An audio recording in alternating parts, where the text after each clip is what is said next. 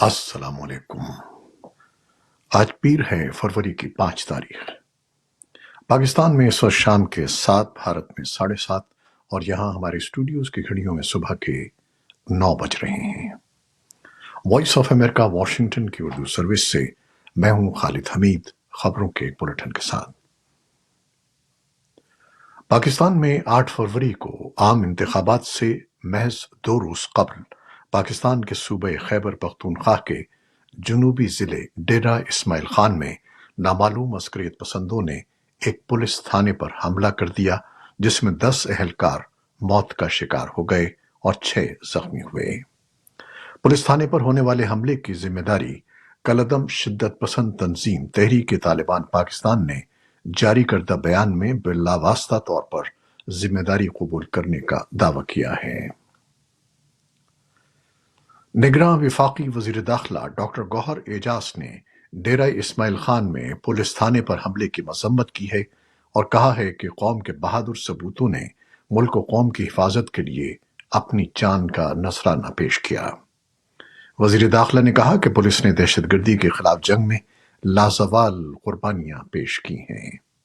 Security forces اور شہریوں پر حملے کرنے والے دہشت گرد کسی رعایت کے مستحق نہیں ہیں۔ مسلم لیگ نون کے قائد نواز شریف نے کہا ہے کہ ان کی جماعت پاکستان کو دوبارہ تعمیر کرے گی۔ مری میں جلسے سے خطاب کرتے ہوئے نواز شریف نے کہا، مجھے نااہل کیا گیا تھا، لیکن آج آپ کے سامنے کھڑا ہوں۔ جس نے مجھے نکالا وہ شخص 8 ماہ بعد چیف جسٹس بننے والا تھا، لیکن خود استعفیٰ دے کر گھر چلا گیا۔ انہوں نے کہا کہ نوجوان ہمارے ساتھ ہیں۔ پاکستان پیپلز پارٹی کے چیئرمین اور جماعت کے وزارت عظمیٰ کے امیدوار بلاول بھٹو کہتے ہیں کہ اب الیکشن کے بعد مسلم لیگ نون سے اتحاد بہت مشکل ہو گیا ہے، کیونکہ یہ میثاق جمہوریت والی مسلم لیگ نون نہیں رہی۔ سندھ میں اپنی انتخابی مہم کے دوران وائس آف امریکہ کے علی فرقان سے خصوصی بات چیت کرتے ہوئے بلاول بھٹو نے کہا کہ نگراں حکومت اور انتظامیہ نواز شریف کے حق میں جانبدار ہیں۔ الیکشن کمیشن نے کہا ہے کہ عام انتخابات کے لیے بیلٹ پیپرز کی ترسیل آج بروز پیر مکمل کر لی جائے گی۔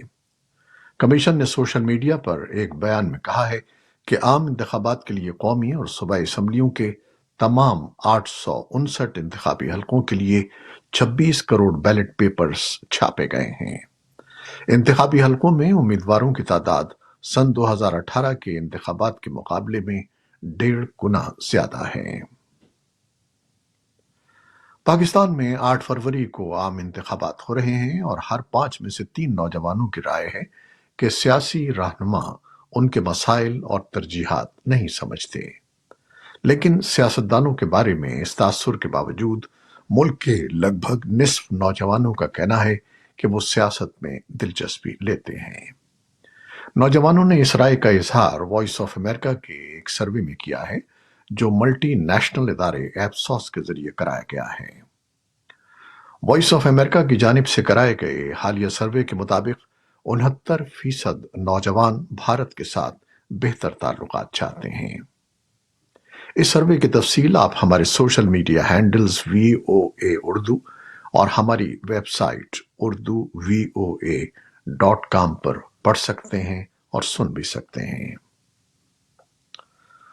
پاکستان کی فوج کے تعلقات عامہ کے شعبے کی جانب سے جاری کیے گئے ایک بیان میں بتایا گیا ہے کہ وزیر اعظم پاکستان، وزیر اعظم آزاد جموں و کشمیر اور general Syed Asim Munir, chief of army staff نے مظفر آباد کا دورہ کیا۔ بعد میں COAS نے ساریان سیکٹر میں لائن آف کنٹرول کے ساتھ اگلے مورچوں پر تعینات فوجیوں سے ملاقات کی۔ یوم یکجہتی کشمیر کے موقع پر جموں و کشمیر یادگار مظفر آباد پہنچنے پر پاکستان کے وزیر اعظم، وزیر اعظم آزاد جموں و کشمیر اور COAS نے یادگار شہداء پر پھولوں کی چادر چڑھائی اور شہداء کی عظیم قربانیوں کو شاندار خراج عقیدت پیش کیا۔ افغانستان کی بحالی کے لیے خصوصی انسپیکٹر جنرل نے ایک رپورٹ میں کہا ہے کہ پاکستان کا افغان افراد کو وطن واپس بھیجنے کی پالیسی کا مقصد طالبان پر یہ دباؤ ڈالنا تھا کہ وہ تحریک طالبان پاکستان یا ٹی ٹی پی کے لیے بقول ان کے اپنی حمایت پر نظر ثانی کریں۔ افغانستان کے لیے اقوام متحدہ کے سیکرٹری جنرل کی خصوصی نمائندہ روزا اوتن بائفا نے کہا ہے کہ پاکستان کو یقین ہے کہ طالبان نے تحریک طالبان پاکستان کی حمایت روکنے کے لیے بہت کم کام کیا ہے۔ طالبان نے اس پر کوئی رد عمل ظاہر نہیں کیا۔ بھارت کی ریاست اتر پردیش کے شہر وارانسی کی گیان واپی مسجد اور دہلی کی سنہری مسجد کے تنازعات کے درمیان دہلی میں مشہور قطب مینار سے محض 400 میٹر کی دوری پر واقع ایک تاریخی مسجد کو منہدم کر دیے جانے سے ایک نیا تنازع پیدا ہو گیا ہے۔ مسجد کمیٹی کی جانب سے انہدام کے خلاف دہلی ہائی کورٹ میں درخواست داخل کی گئی، جس پر عدالت نے ڈی ڈی اے سے انہدام کی وجوہات پر روشنی ڈالنے اور متعلقہ دستاویزات جمع کرانے کی ہدایت دی ہے۔ اس نے یہ بھی پوچھا ہے کہ کیا پیشگی نوٹس جاری کیا گیا تھا۔ اس معاملے پر 12 فروری کو سماعت ہوگی۔ امریکہ نے یمن کے حوثی باغیوں کے زیر انتظام علاقے میں تازہ کارروائی کی ہے، جس میں کروز میزائلوں کو نشانہ بنایا گیا۔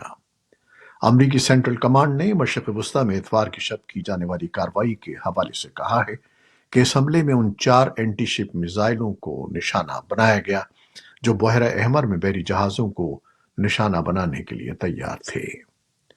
وائٹ ہاؤس کے قومی سلامتی کے مشیر جیک سلیون نے نشریاتی ادارے سی این این سے بات کرتے ہوئے کہا تھا کہ اگر مشرق وسطی میں تعینات امریکی فوجیوں بحیرہ احمر میں امریکی بحریہ کے جہازوں یا تجارتی جہازوں پر مزید حملے ہوئے تو رد عمل کے طور پر آپ مزید جوابی کارروائیاں دیکھیں گے۔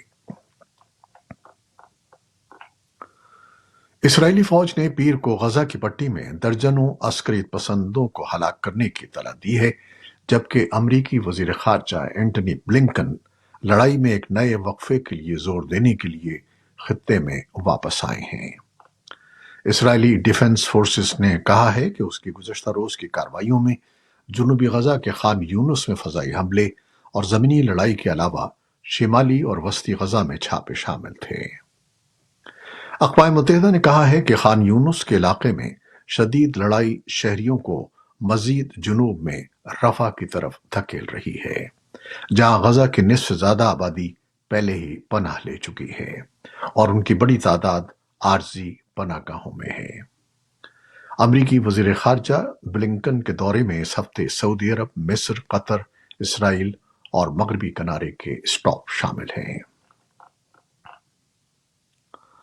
سعودی عرب کی قیادت میں قائم اسلامی فوج کے رکن ممالک کے وزرائے دفاع کا اجلاس ریاض میں ہوا۔ سعودی عرب نے انسدادی دہشت گردی کے اتحاد کی اسلامی فوج کے لیے 10 کروڑ ریال کا فنڈ دینے کا بھی اعلان کیا ہے۔ سعودی خبر رساں ادارے عرب نیوز کی ایک رپورٹ کے مطابق ریاض میں ہونے والے اجلاس میں اتحاد میں شامل 42 ممالک کے وفود نے شرکت کی، جبکہ سعودی وزیر دفاع خالد بن سلمان نے ہفتے کو ہونے والے اجلاس کی صدارت کی۔ عرب نیوز کے مطابق دہشت گردی سے نبرد آزما اہم ممالک ترکیہ، مراکش، لیبیا، افغانستان، مصر، سوڈان اور بنگلہ دیش بھی اس اتحاد کا حصہ ہیں۔ روس کی وزارت نے الزام لگایا ہے کہ یوکرین کی گولہ باری سے ہفتے کے روز مقبوضہ مشرقی یوکرین کے ایک شہر کی مشہور بیکری پر حملے میں کم از کم 28 افراد ہلاک ہو گئے ہیں۔ روسی حکام کے مطابق حملے میں امریکی فراہم کردہ high mobility artillery rocket systems HIMARS استعمال کیے گئے۔ روس کی سرکاری خبر رساں ایجنسی تاس کے مطابق حکام نے بتایا کہ متاثرین کی اوسط عمر 35 سال تھی۔ یوکرین کے صدر ولادیمیر زیلنسکی نے کہا ہے کہ وہ نہ صرف فوج میں بلکہ مزید کئی اعلیٰ عہدیداروں کو تبدیل کرنے پر غور کر رہے ہیں۔ اتوار کو اطالوی ریاست رائے ٹیلی ویژن کے ساتھ نشر ہونے والے ایک انٹرویو میں زیلنسکی نے کہا کہ تبدیلی ضروری ہے۔ کئی روز سے یہ قیاس آرائی کی جا رہی ہے کہ یوکرین کے صدر اپنے اعلیٰ فوجی سربراہ جنرل ویلری زالوزنی کو برطرف کرنے والے ہیں۔ मशरक़ी शाम में अमरीकी फौजियों की रिहाइशगाह पर ड्रोन हमले में 6 इत्तेहादी कुर्द जंगजू मारे गए। अमरीका ने हफ्ते के आखिर में शाम में ईरान की हिमायत याफ्ता मिलिशियाओं के खिलाफ जवाबी हमले शुरू किए हैं। उसके बाद शाम या इराक में यह पहला अहम हमला था। सीरियन डेमोक्रेटिक फोर्सेस ने पीर को कहा कि यह हमला शाम के मशरक़ी सूबे दीर अज़-ज़ूर में अल उमर बेस के एक तरबियती मैदान में किया गया। अमरीकी फौजियों के किसी जानी नुकसान की इत्तला नहीं मिली। ईरान के एक हिमायत याफ्ता इराकी ग्रुप ने, जिसे इराक में इस्लामी मुजाहिमत का नाम दिया गया है, एक वीडियो जारी की जिसमें हमले की जिम्मेदारी कबूल की गई है। जनूबी सूडान की सरहद पर वाक़ई एक मुतनाज़ इलाके अब्बाई में इख्तिताम हफ्ता होने वाले तशद्दुद में तकरीबन 40 अफराद हलाक हो गए हैं, जिनमें मुतअद्दिद आम शहरी शामिल हैं। खित्ते के वजीर इत्तलात बेलेस्कोच ने कहा कि इतवार को अलग अलग हमलों में मजीद 18 अफराद मारे गए। हलाक होने वालों में 3 बच्चे और MSF के लिए काम करने वाले मकामी अमले के रुकन भी शामिल थे। जनूबी अमरीकी मुल्क चिली के वस्ती इलाकों में जंगलात में लगने वाली आग से हलाकतों की तादाद 112 हो गई है, जबकि मुतअद्दिद अफराद लापता हैं।